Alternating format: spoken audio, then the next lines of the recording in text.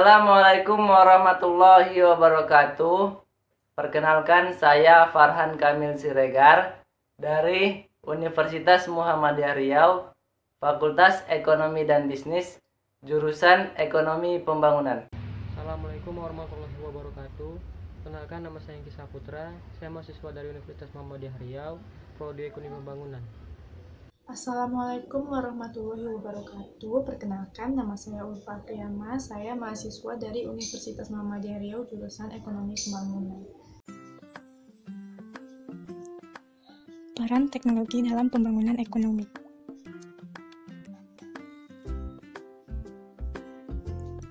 Penjelasan perkembangan teknologi. Perkembangan teknologi mengandung pengertian adanya kenaikan dalam efisiensi teknis yang dapat didefinisikan sebagai kemampuan memproduksi lebih banyak output dengan jumlah input yang sama atau memproduksi kuantitas output dengan input yang lebih sedikit. Dengan demikian, dapat dikatakan bahwa secara umum perkembangan teknologi akan mengakibatkan peningkatan produktivitas tenaga kerja, produktivitas modal, maupun produktivitas total. Pengalaman di negara-negara menunjukkan bahwa teknologi merupakan sumber utama dan faktor penggerak. Sifat-sifat teknologi.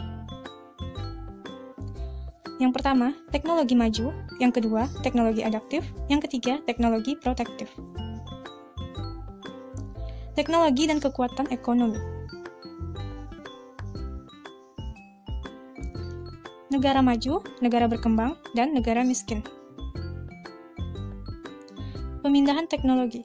Pemindahan teknologi menyangkut kegiatan yang sengaja direncanakan dan mempunyai tujuan untuk memindahkan teknologi dari negara yang satu ke negara yang lain, atau dari satu pemanfaatan ke pemanfaatan yang lain. Cara pemindahan teknologi dapat melalui berbagai saluran, yang paling penting adalah melalui pemerintah, badan internasional, perusahaan, perorangan, dan universitas. Ada dua sifat pemindahan transfer teknologi, yaitu transfer horizontal dan transfer vertikal.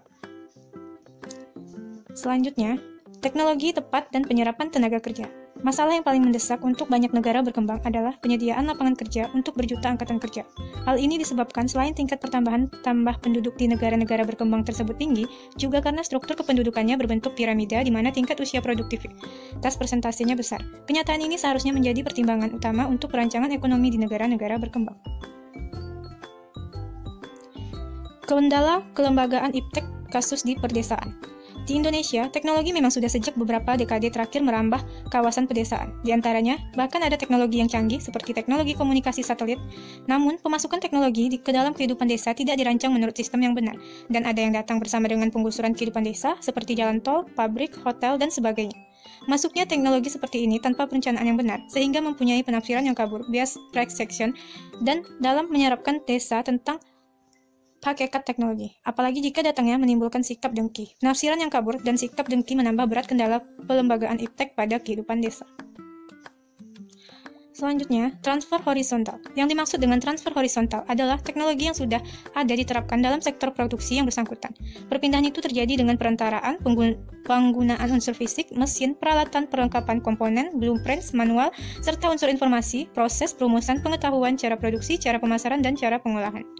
Sedangkan transfer vertikal, dalam hal ini, teknologi yang sudah ada diproses melalui penelitian besar, penelitian terapan, dan pengembangan menjadi suatu teknologi baru atau teknologi yang disesuaikan. Penelitian dan pengembangan, research and development, memegang peranan penting sekali. Proses tersebut mengandung unsur dinamis yang dikenal dengan istilah inovasi. Penyerapan teknologi. Pemindahan teknologi baik bersifat horizontal maupun vertikal dapat dikaitkan dengan diintegrasikan ke dalam proses yang berlangsung dalam masyarakat untuk pemindahan ataupun penemuan teknologi tersebut. Packet transfer. Packet transfer adalah transfer teknologi melalui penanaman modal asing, direct foreign investment, atau joint venture langsung. Cara tersebut dibedakan lagi menjadi transfer internal dan transfer eksternal. Transfer internal adalah transfer yang terjadi melalui pemindahan pengaturan dan investor asing kepada pekerja lokal, baik melalui observasi pelatihan maupun melalui cara mengerjakannya secara langsung, di dalam bentuk joint venture. Biasanya transfer tersebut berlangsung lebih efektif dalam pengetahuan kepemimpinan dan penanganan alat dan mesin yang bersangkutan. Cara itu hanya dapat betul-betul efektif apabila memang kesempatan untuk itu ada. Hal itu juga tergantung pada negosiasi sebelumnya, term of reference, dan pelaksanaan term of reference secara konsekuen. Selanjutnya, Unpacked Channel Transfer. Unpacked Channel Transfer adalah cara transfer teknologi yang lebih sederhana. Biasanya dilakukan melalui buku, pemeran dagang, dan industri, seminar internasional, atau melalui penempatan ahli yang bersifat sementara.